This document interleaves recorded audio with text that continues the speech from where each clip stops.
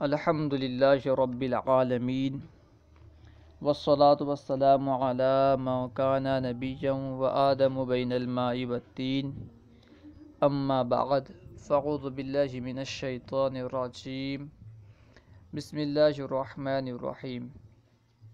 آج ہم انشاءاللہ عز و جل روزے کے مسائل میں جو چند غلط فہمیاں مشہور ہیں اس کے متعلق جانیں گے کہ کیا کیا غلط فہمیاں مشہور ہیں اور ان کا ازالہ بھی جانیں گے۔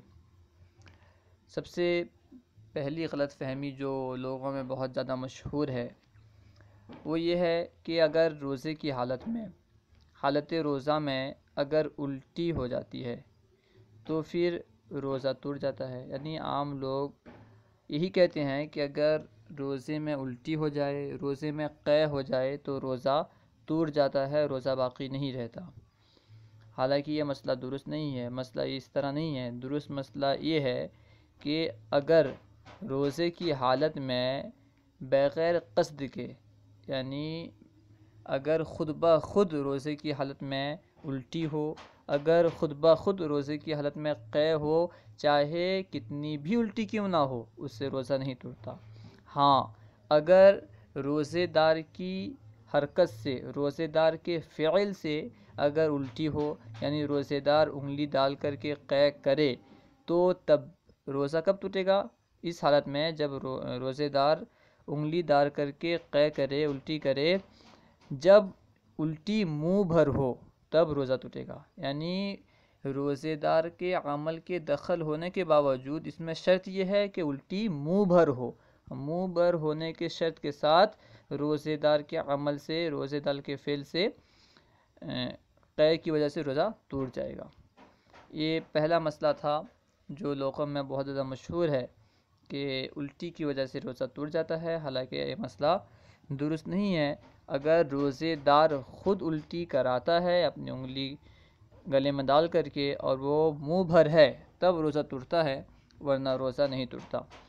دوسرا مسئلہ ہے جو لوگ سمجھتے ہیں اور غلط ہے، وہ یہ ہے کہ لوگ سمجھتے ہیں اگر حالت روزہ میں احتلام ہو جائے تو روزہ ٹوٹ جاتا ہے۔ یعنی کوئی روزے دار تھا اور روزے دار ہونے کی صورت میں وہ سو گیا، اب احتلام ہو گیا تو لوگ سمجھتے ہیں احتلام کی وجہ سے روزہ ٹوٹ جاتا ہے، حالانکہ مسئلہ درست نہیں ہے۔ درست مسئلہ یہ ہے کہ احتلام سے روزہ نہیں ٹوٹتا۔ روزے کی حالت میں اگرچہ احتلام ہو، اس سے روزہ نہیں ٹوٹتا، روزے میں کوئی خرابی نہیں آتی۔ تیسرا مسئلہ ہے جو غلط ہے، لوگوں میں مشہور ہے، وہ یہ ہے کہ روزے کی حالت میں اگر غسل کریں، یعنی کسی کو احتلام ہو گیا رات میں، یعنی سوتے میں، رات میں سویا تھا، احتلام ہو گیا اور وہ غسل نہیں کیا، اب صبح روزے کی حالت میں وہ غسل کرنا چاہتا ہے تو اس کے لیے ضروری یہ ہے کہ وہ ناک میں پانی نہ ڈالے اور کلی نہ کرے۔ لوگ یہ سمجھتے ہیں کہ اگر رات میں کسی پر غسل فرض ہوا اور وہ رات میں غسل نہیں کیا، صبح روزے کی حالت میں غسل کر رہا ہے تو اس پر یہ ضروری ہے کہ وہ ناک میں پانی نہ ڈالے، حالانکہ یہ مسئلہ درست نہیں ہے۔ درست مسئلہ یہ ہے کہ چاہے روزے دار روزے کی حالت میں غسل کرے یا روزے کی حالت کے علاوہ میں غسل کرے، چاہے کسی بھی وقت انسان غسل کرے، اس پر غسل اگر واجب ہو، فرض ہو، تو غسل کے جو فرائض ہیں اسے ادا کرنے ہوں گے، چاہے وہ روزے کی حالت میں ہو یا روزے کی حالت میں نہ ہو۔ تو غسل کے فرائض میں سے ایک فرض کیا ہے؟ ناک کی نرم ہڈی تک پانی پہنچانا۔ تو اگرچہ وہ روزے کی حالت میں ہے تب بھی اسے ناک کے نرم ہڈی تک پانی پہنچانا ہوگا اور یہ فرض ہے، اگر وہ ادا نہیں کرے گا تو وہ پاک بھی نہیں ہوگا اور اس کی نماز وغیرہ نہیں ہوگی۔ اس طرح کلی کرنا بھی ضروری ہے، اگر کلی نہیں کرے گا تو غسل نہیں ہوگا، جب غسل نہیں ہوگا تو نماز وغیرہ صحیح نہیں ہوگی، درست نہیں ہوگی۔ اور ہاں، یہ بات الگ ہے کہ روزے کی حالت میں غرغرہ نہ کرے، کیونکہ غرغرہ کرنا یہ غسل کے فرائض میں سے تو ہے نہیں، غرغرہ کرنا یہ غسل کے فرائض میں سے تو نہیں ہے نا۔ اسی وجہ سے جب وہ روزے کی حالت میں غسل کر رہا ہو تو وہ غرغرہ نہ کرے۔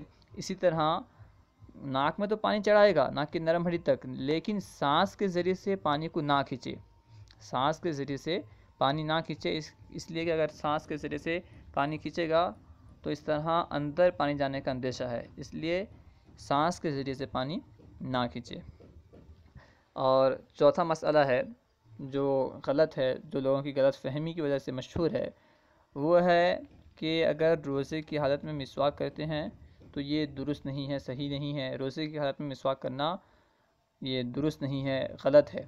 حالانکہ یہ مسئلہ ہی غلط ہے، یعنی یہ بتانا کہ روزے کی حالت میں مسواک نہیں کر سکتے یہ غلط ہے، اس لیے کہ مسواک کرنا سنت ہے اور روزے کی حالت میں بھی مسواک کر سکتے ہیں۔ البتہ منجن اور ٹوتھ پیسٹ وغیرہ روزے کی حالت میں نہیں کر سکتے، منجن وغیرہ استعمال نہیں کر سکتے۔ ہاں، مسواک کرتے وقت یہ احتیاط کرنا ہوگا کہ مسواک کے جو ریشے ہیں وہ حلق میں نہ جائیں، مسواک کے ریشے حلق میں نہ جائیں، یہ احتیاط ضروری ہے۔ اور مسواک کرنا روزے کی حالت میں بھی سنت ہے، جس طرح روزے کے علاوہ میں سنت ہے۔ پانچواں مسئلہ ہے جو مشہور ہے کہ روزے کی حالت میں، روزے میں تیل لگانا اور خوشبو لگانا، موئے زیر ناف یعنی ناف کے نیچے کے بال کو صاف کرنا صحیح نہیں ہے، اچھا نہیں ہے، برا ہے، لوگ اس طرح سمجھتے ہیں۔ حالانکہ یہ مسئلہ درست نہیں ہے، بلکہ روزے کی حالت میں بھی آپ تیل لگا سکتے ہیں، اس طرح خوشبو لگا سکتے ہیں، موئے زیر ناف اسے صاف کر سکتے ہیں، سرما بھی لگا سکتے ہیں۔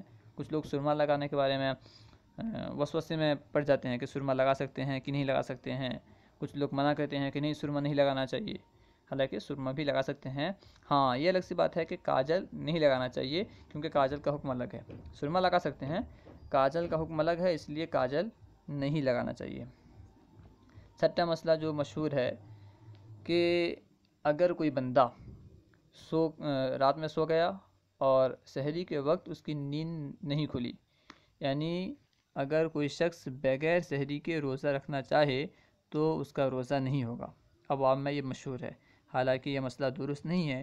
درست مسئلہ یہ ہے کہ بندہ اگرچہ سحری نہ کرے، سوتا رہ جائے، تب بھی اگر وہ کوئی منافی روزہ عمل نہیں کیا، یعنی ایسا عمل نہیں کیا ہے جو روزے کے منافی ہے، اور وہ روزے کی ابتدا سے یعنی جب سے روزہ شروع ہو رہا ہے اس وقت سے وہ نیت کر لے کہ تب سے میں روزے دار ہوں، جب سے روزے کا وقت شروع ہو رہا ہے تو وہ روزے دار رہے گا۔ یعنی یہاں پہ دو چیزوں پر غور کرنا ہے، دو چیزوں پر نظر رکھنا ہے۔ ایک تو یہ کہ وہ منافی روزہ کوئی عمل نہ کیا ہو، دوسری بات یہ کہ وہ نیت کرے، یعنی وہ یہ نیت کرے کہ جب سے روزے کا وقت شروع ہو رہا ہے تب سے میں روزے میں ہوں، تو اس کا روزہ ہو جائے گا اگرچہ وہ سحری نہیں کیا ہو۔ یعنی سحری نہ کرنے سے روزے میں کوئی فرق نہیں، روزہ ہو جائے گا۔ یہ الگ سی بات ہے، سحری سنت ہے، ایک سنت کا ترک پایا جائے گا، لیکن روزہ ہو جائے گا۔ ساتواں مسئلہ ہے جو مشہور ہے کہ اگر کوئی شخص روزہ رکھا تھا اور زخمی ہو گیا، خون نکلنے لگا، یا کوئی آدمی خون ٹیسٹ کرایا تو خون نکلنے کی وجہ سے، خون ٹیسٹ کرانے کی وجہ سے روزہ ٹوٹ جاتا ہے، کیونکہ خون کا نکلنا پایا گیا، لوگ کہتے ہیں۔ حالانکہ یہ مسئلہ درست نہیں ہے، یعنی خون کے نکلنے سے روزہ نہیں ٹوٹتا، بلکہ کسی چیز کے باہر نکلنے سے روزہ نہیں ٹوٹتا ہے، چیز کے اندر داخل ہونے سے، اس میں بھی شرائط ہیں، کہاں سے، منفذ سے جائے یا کس طرح جائے، اس میں بھی کچھ شرائط ہیں۔ تو کسی چیز کے بدن کے باہر نکلنے سے روزہ نہیں ٹوٹتا، اسی وجہ سے خون اگرچہ نکلے، چاہے زخم سے نکلے یا خود خون ٹیسٹ کرانے کے لیے نکالا جائے، تب بھی روزہ نہیں ٹوٹے گا، روزہ صحیح رہے گا، درست رہے گا، اس میں کوئی خرابی لازم نہیں آئے گی۔ آٹھواں مسئلہ ہے جو لوگوں میں مشہور ہے، روزے کی حالت میں اگر کوئی انجیکشن لگاتا ہے تو روزہ ٹوٹ جاتا ہے، لوگ یہ کہتے ہیں۔ اس میں دراصل علماء کا اختلاف ہے، کچھ علماء تو یہی کہتے ہیں کہ اگر حالت روزے کی حالت میں کوئی انجیکشن لگاتا ہے تو روزہ ٹوٹ جاتا ہے، لیکن جو قوی مذہب ہے، یعنی جن کی دلائل زیادہ قوی ہیں، وہ یہ ہے کہ روزے کی حالت میں انجیکشن لگانے سے روزہ نہیں ٹوٹتا، یعنی زیادہ قوی مذہب یہ ہے کہ روزے کی حالت میں انجیکشن سے روزہ نہیں ٹوٹتا، روزہ باقی رہتا ہے۔ نواں مسئلہ ہے کہ عوام میں اس طرح مشہور ہے، جیسے سحری کر رہے تھے لوگ اور سحری کے وقت اب اذان ہونے لگا، اذان جب ہونے لگی تو لوگ کہتے ہیں جب تک اذان ختم نہیں ہوئی ہے تو کھاتے رہو، یعنی لوگ یہ سمجھتے ہیں اذان کے ختم ہونے تک سحری کر سکتے ہیں، سحری جاری رکھ سکتے ہیں، حالانکہ مسئلہ غلط ہے، مسئلہ صحیح نہیں ہے، بلکہ اذان تو نماز کے لیے دی جاتی ہے۔ اذان کیوں دی جاتی ہے؟ نماز کے لیے، جماعت کو قائم کرنے کے لیے۔ تو سحری کا تعلق اذان سے نہیں ہے بلکہ وقت سے ہے۔ اگر سحری کا وقت ختم ہو گیا تو آپ اگر اس کے بعد سحری کرتے ہیں تو آپ کا روزہ باقی نہیں رہے گا، آپ کا روزہ نہیں ہوگا۔ اذان تو سحری کا وقت ختم ہونے کے بعد جماعت قائم کرنے کے لیے دی جاتی ہے۔ تو یہ کہنا کہ جب تک اذان ختم نہیں ہوئی ہے تب تک ہم سحری کر سکتے ہیں، یہ غلط ہے، سراسر غلط ہے، بلکہ سحری کے وقت سے کم از کم 5 منٹ پہلے سحری ختم کر دینا چاہیے۔ اور ایک مسئلہ مشہور ہے مسئلہ نمبر 10 کہ اگر کوئی شخص روزے کی حالت میں تھوک یا بلغم وغیرہ نگل لیتا ہے، تھوک نگل لیا یا بلغم نگل لیا تو اس سے روزہ ٹوٹ جاتا ہے۔ اسی وجہ سے آپ دیکھتے ہوں گے کہ روزے کی حالت میں بہت سارے لوگ تھو کرتے رہتے ہیں، ہمیشہ تھوکتے ہی رہتے ہیں۔ پوچھا جائے کیوں؟ کہتے ہیں کہ اگر ہم تھوک نگل لیں، اگر ہم تھوک کو پی لیں، نگل لیں تو روزہ ٹوٹ جائے گا، اسی وجہ سے ہم تھوک کرتے رہتے ہیں۔ حالانکہ مسئلہ درست نہیں ہے۔ مسئلہ یہ ہے کہ اگرچہ بندہ روزے کی حالت میں تھوک نگل لے یا بلغم نگل لے، اس سے روزہ نہیں ٹوٹتا۔ ہاں، اگر کوئی بندہ تھوک کو باہر نکالے، تھوک کو منہ سے باہر نکالنے کے بعد پھر اسے منہ کے اندر لے لے، پھر اسے نگل لے تو اب روزہ ٹوٹ جائے گا۔ لیکن عام طور پر ایسا ہوتا نہیں ہے کہ کوئی بندہ تھوک زبان کے باہر لانے کے بعد، منہ سے نکالنے کے بعد پھر اسے نگلے، ایسا ہوتا نہیں ہے، کوئی اسے پسند نہیں کرتا۔ تو منہ کے اندر تھوک کے رہتے ہوئے اسے نگل لینا، اس سے روزہ نہیں ٹوٹتا۔ تو یہ مسئلہ کیا ہوا؟ تھوک اور بلغم کے نگلنے سے جب تک کہ وہ باہر نہ آیا ہو روزہ نہیں ٹوٹتا۔ نمبر 11، لوگ یہ سمجھتے ہیں کہ عطر یا خوشبو وغیرہ سونگھنے سے روزہ ٹوٹ جاتا ہے۔ کوئی عطر سونگھ لیا یا خوشبو سونگھ لیا تو لوگ کہتے ہیں کہ روزہ ٹوٹ گیا، تو روزے دار ہے اور خوشبو سونگھتا ہے، عطر سونگھتا ہے، منع کرتے ہیں اسے۔ حالانکہ مسئلہ درست نہیں ہے، یعنی اگر روزے کی حالت میں خوشبو سونگھا جائے، اگر وہ خوشبو مائع ہے یعنی بہنے والا خوشبو ہے یا سخت خوشبو ہے، اسے سونگھا جائے تو اس سے روزے میں کوئی فرق نہیں آتا، روزہ باقی رہتا ہے، روزہ نہیں ٹوٹتا۔ البتہ اگر روزے کی حالت میں خوشبودار دھواں سونگھا جائے، خوشبودار دھوئیں کو اگر روزے کی حالت میں سونگھا جائے اور وہ دھواں حلق تک چلا جائے تو اس سے روزہ ٹوٹ جاتا ہے، چاہے وہ خوشبودار ہو یا نہ ہو۔